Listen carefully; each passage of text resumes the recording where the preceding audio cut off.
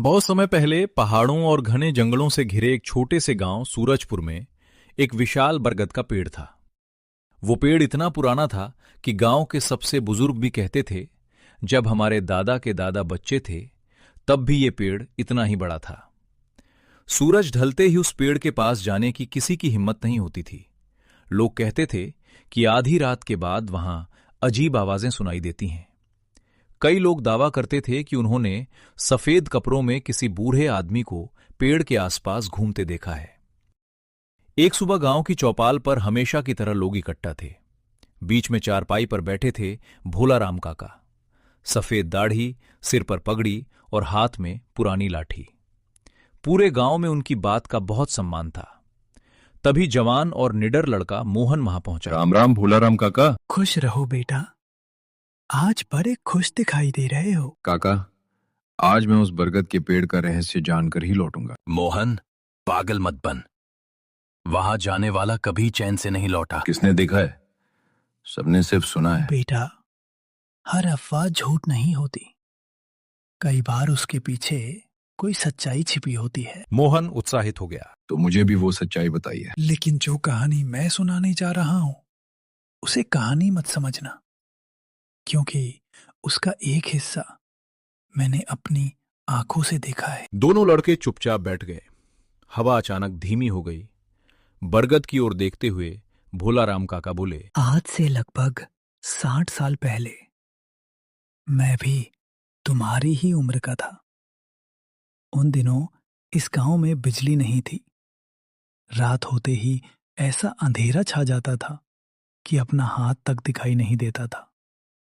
लेकिन हर अमावस्या की रात उस बरगद के पास कुछ ऐसा होता था जिसे देखकर पूरे गांव के लोग हैरान रह जाते थे। क्या होता था काका? ठीक आधी रात को बरगद की सबसे ऊंची शाखा पर कुछ क्षणों के लिए हल्की सी सफेद रोशनी दिखाई देती थी। क्या किसी ने जाकर देखा? कई लोगों ने कोशिश की, लेकिन जितना वे उस रोशनी के पास जाते वह उतनी ही दूर दिखाई देने लगती, जैसे कोई उन्हें अपने पीछे आने के लिए बुला रहा हो। एक रात गांव के 5 सबसे बहादुर युवक उस रहस्य का पता लगाने निकल पड़े। पूरे गांव की निगाहें उन्हीं पर थीं। 5 युवक लालटेन लेकर बरगद के पास पहुंचे। जैसे ही वे पेड़ के नीचे पहुंचे, वह रहस्यमयी रोशनी अचानक गायब हो गई। सबने सोचा आज भी कुछ हाथ नहीं लगा। लेकिन तभी सबसे आगे चल रहे युवक ने नीचे झुककर मिट्टी की ओर देखा। जरा इधर आओ। बाकी चारों उसके पास पहुंचे। मिट्टी पर किसी के पैरों के निशान बने हुए थे। ऐसा लग रहा था कि कोई अभी अभी वहां से गुजरा है। लेकिन अजीब बात यह थी, वे निशान केवल बरगद तक आते थे। वापस लौटने वाले एक भी निशान नहीं थे। 5 ने चारों ओर लालटेन घुमाई। दूर दूर तक खुला मैदान था। न कोई झाड़ी, न कोई रास्ता, न कोई आदमी। फिर ये निशान किसके थे?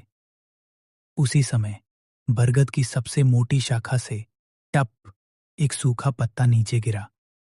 सबकी नजर उस पत्ते पर गई। पत्ते के ऊपर मिट्टी से बना हुआ एक अजीब सा चिन्ह था। वह किसी भाषा का अक्षर भी नहीं लगता था। तभी अचानक गांव के मंदिर की घंटी अपने आप बज उठी। एक बार, फिर दूसरी बार, फिर तीसरी बार, जबकि उस समय मंदिर में कोई भी नहीं था। 5 ने एक दूसरे की ओर देखा और उसी पल बरगद के तने पर कुछ उभरता हुआ दिखाई दिया।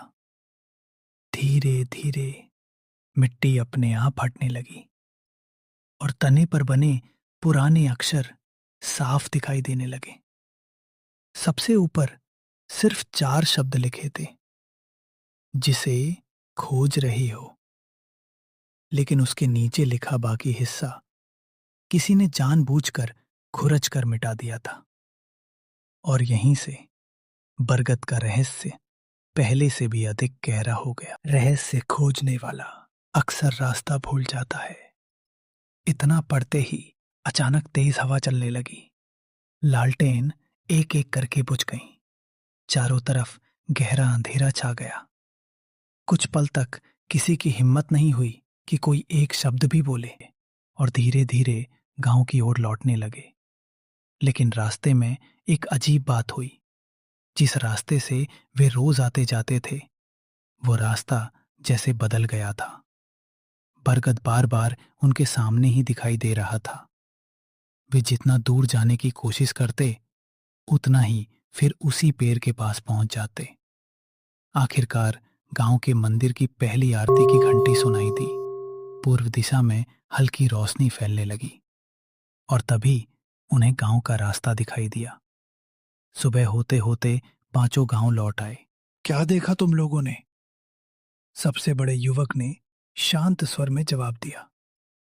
हमने कोई भूत नहीं देखा, कोई खजाना भी नहीं देखा, लेकिन इतना जरूर समझ गए कि ये बरगद इंसान की नीयत की परीक्षा लेता है। पूरा गांव हैरान रह गया। भोलाराम काका ने मोहन और देव की ओर देखा। उस दिन के बाद मेरे दादा ने उस पत्थर को संभाल कर रख लिया।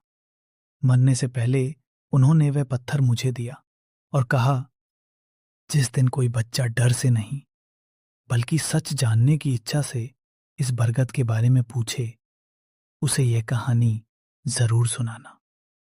यह कहते हुए भोलाराम काका उठे। वे धीरे धीरे घर के अंदर गए।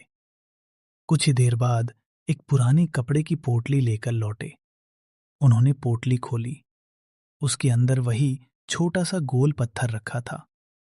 मोहन और देव की सांसें थम गईं। पत्थर पर आज भी वही रहस्यमयी निशान बना हुआ था। भोलाराम काका ने वह पत्थर मोहन के हाथ में रखते हुए कहा, अब तुम खुद बताओ, क्या तुम्हें इसमें कोई जादू दिखाई देता है? मोहन ने ध्यान से देखा, फिर मुस्कुराकर बोला, नहीं काका, जादू इस पत्थर में नहीं है। जादू तो उस सीख में है जिसे लोग समझ नहीं पाए। बिल्कुल सही। बरगद का रहस्य कभी पेड़ नहीं था। रहस्य ये था कि इंसान अनजानी बातों से डरता है, फिर उन्हें अफवाह बना देता है, और धीरे धीरे वही अफवाह सच जैसी लगने लगती है।